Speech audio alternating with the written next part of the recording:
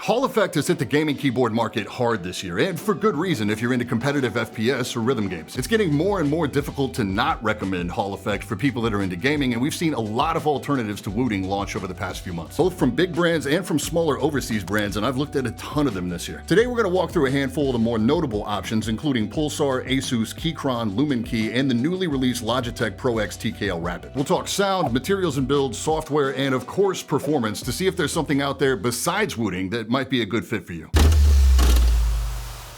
This portion of today's video is brought to you by Best Buy and the Samsung Galaxy Buds 3 Pro earbuds. With an all-new shape and improved sound quality, these make a great gift for someone else or for yourself. This new design is comfortable enough to wear all day, so I find myself using them pretty much everywhere. We live in a big building right in the heart of downtown, so when I need to work, the active noise cancellation filters out all the distracting city noise so I can focus. Thanks to all the customization in the Samsung Wearables app, with adaptive noise control, I can have them let in a little ambient sound for more comfort if it's quiet, or really kick in when I'm someplace loud like the gym. They've got a snug fit too, so I can really lock into my workout without worrying about readjusting or having one fall out. And the gesture control means I don't have to have my phone in front of me to control my experience, so there's less opportunity for distractions. These sound amazing whether I'm listening to music, watching a movie, or just catching up with friends and family on the treadmill. The best tech fits right into your lifestyle and allows you to take the day on your terms, and the Galaxy Buds 3 Pro definitely deliver that. Click the link in the description to shop the Samsung Galaxy Buds 3 Pro earbuds at Best Buy for the holidays, and big thanks again to Best Buy for sponsoring today.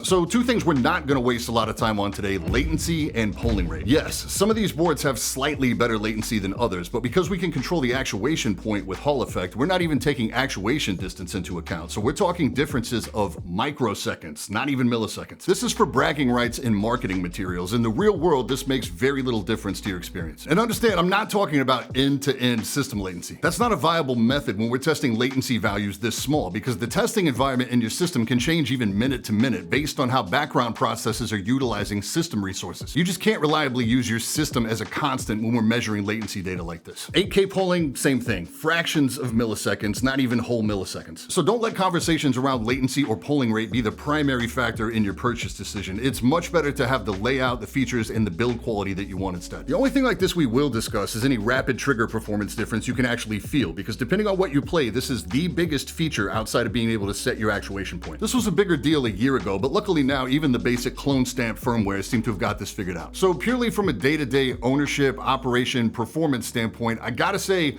Wooting is still king. Their combination of in-house firmware and web-based software configuration is unmatched, and they only use top-tier components. I'll be the first to admit that their stock boards don't always do it for me sound-wise. I still daily their 60 HE, and you can customize these boards a lot more than most gaming keyboards. I've got a whole playlist of Wooting stuff on the channel if you want to check that out, so we're not going to spend too much time on that in this video. The big thing is that unlike the vast majority of their competitors, Wooting only makes these keyboards, so 100% of their focus goes into constantly improving these boards, and they really interact with and listen to their community. Layout preference is a big reason why people look at brands outside Wooting, like maybe you don't like 60% or their new 80 HE layout. Wooting doesn't offer a straightforward 65% or 75%, so that leaves a really wide lane for other brands to operate in. One of the standout things missing on Wooting boards are any kind of knob or dedicated media controls. Cost is also a factor too. The plastic version of the 80 HE goes for $200, and the premium zinc version comes in at $289 with free shipping in the US. Depending on which way you go, there can be lower cost alternatives, some with better feeling build quality. But for me, if you like the layout options and you have the budget, it's Wooting first and then everyone else.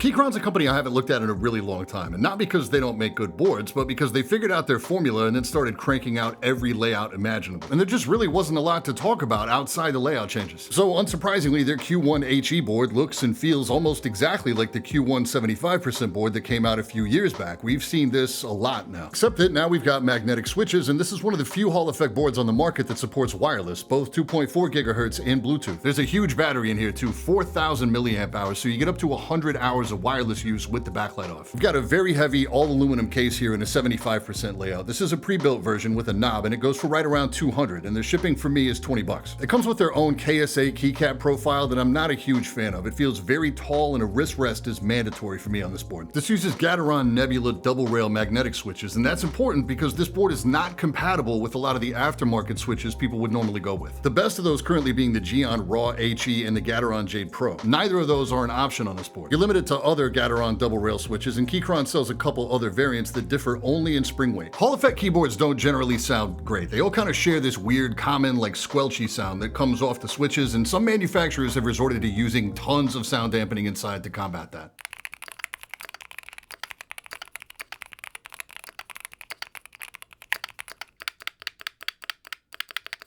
Yuck. This thing sounds like I'm typing on a pile of broken eggshells, and that spacebar definitely needs some more lube. Switches feel nice though. These are south-facing LEDs, which you don't see a lot, and they're using screw-in stabilizers. As for Hall effect features, we've got adjustable actuation down to 0.2mm, rapid trigger, multiple command press, and SOCD. Software to handle all this is either QMK, which you've probably only heard of if you're into custom keyboards, but they also have a web-based configurator similar to Wooting, and this is actually one of the better examples of this I've seen. Even has the real-time actuation demo, and there's 3 profiles here you can save to the board. Performance at 0.4mm was solid in-game, even over wireless, which is pretty impressive. Rapid trigger felt good too. So at $200, this is really solid from a build quality and a feature standpoint, particularly if you're interested in wireless, but you'd either have to be okay with the sound or you'd have to be willing to spend a lot of time tuning that sound. Pros for build quality, wireless, a full 75% layout with a knob, and a nice web-based software solution. Cons are being locked into a much smaller pool of switch options. I don't find the keycap profile to be very comfortable, and the sound is pretty rough. Yo, what's good? Editing Brian here, and throughout this video today, you'll hear me talk about boards that struggled with doing 0.1 or 0.2mm actuation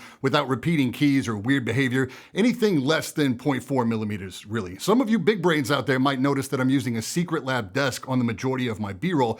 That desk is all metal, and that desk mat is one big magnetic sheet, and I think that might be affecting the magnetic performance in some of these boards. I haven't thoroughly tested yet to figure out exactly which ones or how bad. Just know that if I point out that a board is having problems performing under 0.4mm in today's video, I tested that on a regular wood desk, not the Secret Lab desk. Back to the show.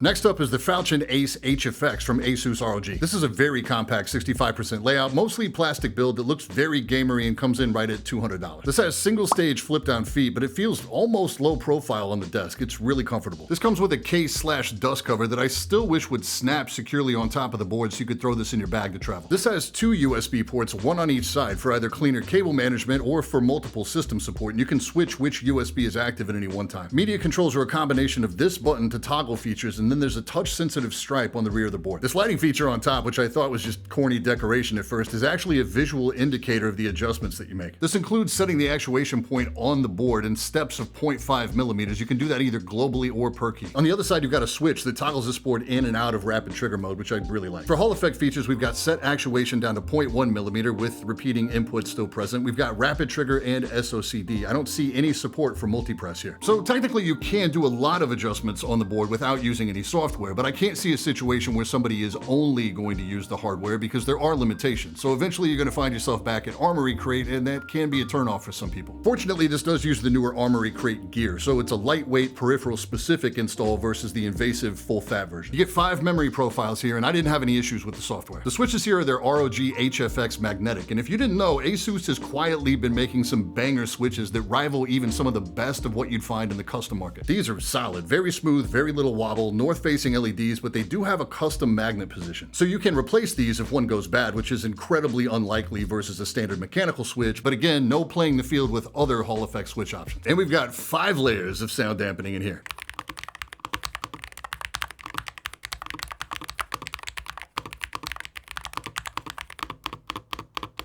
That was surprising. This is one of the better Hall effect keyboards I've heard, and it feels really good to type on too. Stabilizers are Co-Star style plate mount stabs, which can be removed and tuned, but I didn't feel the need to put any extra lube on anything. Performance here is very good. Again, I would just keep it locked at 0.4mm lowest for the most consistent performance. So pros for the compact layout, the low-ish profile, the sound and feel, the switches, and some of the more inventive hardware features. Cons, I think $200 is a little tough to swallow for a mostly plastic 65% layout that looks pretty juvenile, mostly down to the font on the caps and the light bar at the top. Just sitting on your desk, it looks like it would cost a lot less. Web-based software is the future, so I'm not real big on the software here, and it is lacking a couple Hall effect features that we see on other options.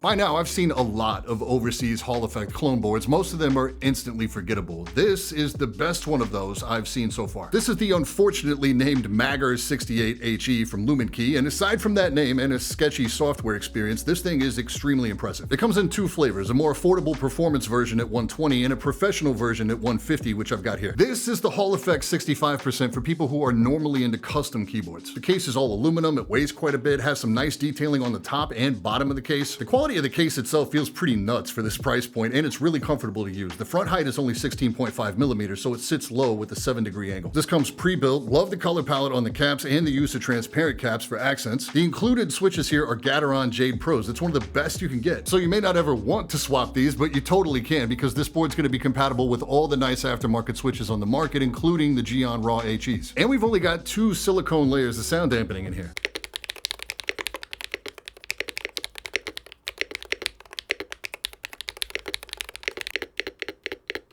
I really like this board. It sounds even better when you're just sitting using it versus miking it for a sound test. Even though we only have plate mount stabs here, they're very good. Again, I don't feel the need to do any additional tuning. This thing is a joy to type on. Hardware build quality is top tier. Software is where things start to get a little sketchy. Firstly, just finding it on the site is challenging. Then convincing your computer that it's not a virus and it's safe to download is the next hurdle. Then convincing your computer again that it's not a virus and actually installing it. Is it a virus? Once you're in, it's very thorough, but it's also pretty tough to navigate. Everything the Wooting does, they have a version of, including tachyon mode. It's just really rough from a UI standpoint, so you're gonna need some trial and error and a generous amount of patience to get everything dialed in. You can't just program everything and dip out, so it's not like this thing needs to run full time, but if they could somehow hire a UI designer to smooth all this out and then put it as a web-based option, they would utterly dominate this market. They even take into account which switch type you're using, because the Jades are long pole, so they have a shorter travel. When I talk about how Wooting has advanced firmware, this is a great example. Wooting's firmware will automatically and on the fly calibrate for any switch you put in it, versus here where you have to select that switch and calibrate manually.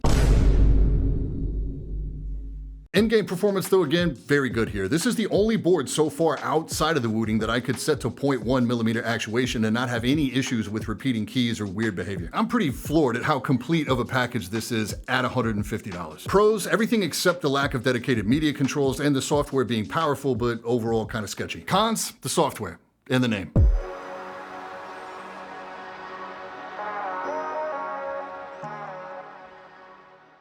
Logitech has finally entered the Hall effect ring with their Pro X TKL Rapid Analog. This is a full standard TKL layout with dedicated media control buttons and a roller in the top corner. Another mostly plastic build, dual stage flip down feet, a floating switch design that, like the Corsair we looked at recently, does kind of date this design. This is priced at $170, so $10 under the Corsair option, and if I'm honest, the way things have been going with pricing, I fully anticipated both this board and the Corsair to come in at like $200. Keycap material seems to be PBT. We've got backlighting here and the font is reserved. It doesn't scream gamer. The entire design doesn't. It's really understated. Switches here are new from Logitech. They don't have like a cool branded name, but they're a box design and they look like they might be manufactured by Kale, but that's not confirmed. These also have a unique magnet design, different even from the Asus board, so again, no option for swapping to different Hall effect switches. And unlike Corsair, they went all the way with the analog switches, so this entire board is Hall effect. We've got 4 sound dampening layers here, plus a host of other tuning like pads under the stabilizers, the silicone dampener under the spacebar, and foam inserts inside the spacebar.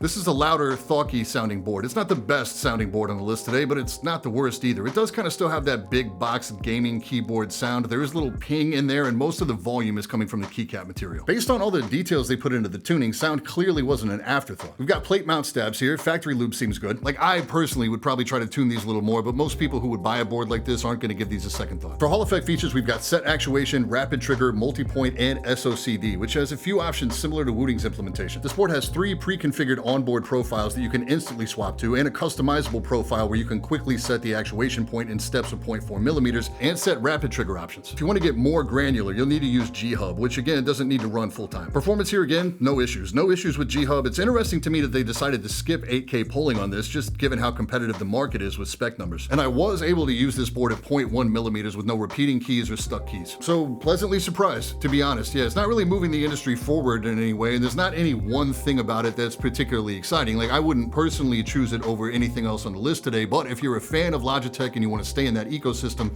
this is a safe buy. Pros: full TKL layout, dedicated media controls, overall subdued appearance, price point, good feature set, and it's functionally solid. Cons: you still have to install G-Hub for some functionality. It is a lot of plastic, and the sound, while better than expected, does get beat by some other Hall effect boards.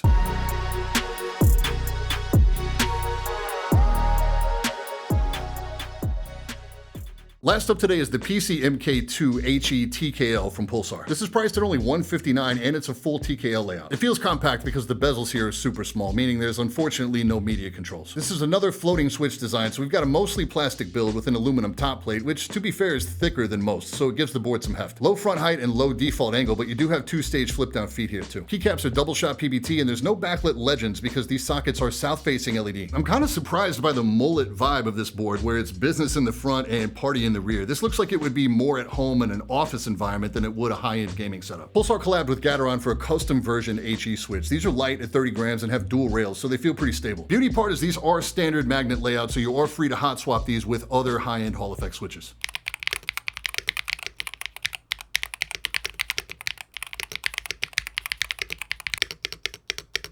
Sounds pretty good. It's got a cleaner, clackier, high-pitched sound. There's 3 layers of sound dampening here, and we do have plate mount stabs, but the factory lube seems good. Something about the spacebar sounds a little weird to me. I would probably spend some time tuning that. Features: we've got 8K polling, adjustable actuation, rapid trigger, and SOCD, but no multi-press support. Software here is a silly-ass name that I'm not gonna say out loud, but it is web-based, so that's a big W. No issues at all with performance, but outside of this magnetic ID tag, there's not anything about this board that evokes any kind of emotion. It's fine, good even, it's just really bland. This feels like the best executed version of a dated gaming keyboard design, just without backlit keycaps. For pros, price point solid, performance is good, sounds good, good hot swap support, web-based software is great. For cons, really it just lacks a couple Hall effect features and some personality. I get asked a lot about the Zen Blade from Ponage, and the thing is, I just don't support or promote Ponage in any way, so I don't give them any camera time on my channel. I've only ever done one review for them that was years ago. The owner behaved so badly during and after that process that I will never work with them ever again. Truly awful guy. As far as Glorious goes, by the time you get to the checkout, I think you can generally do a lot better for your money. The horribly named Boog 75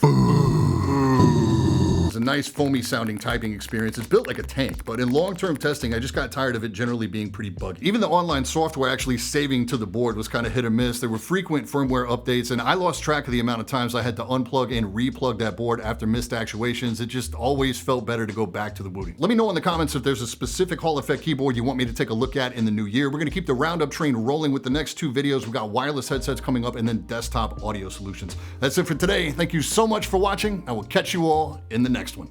Stay up.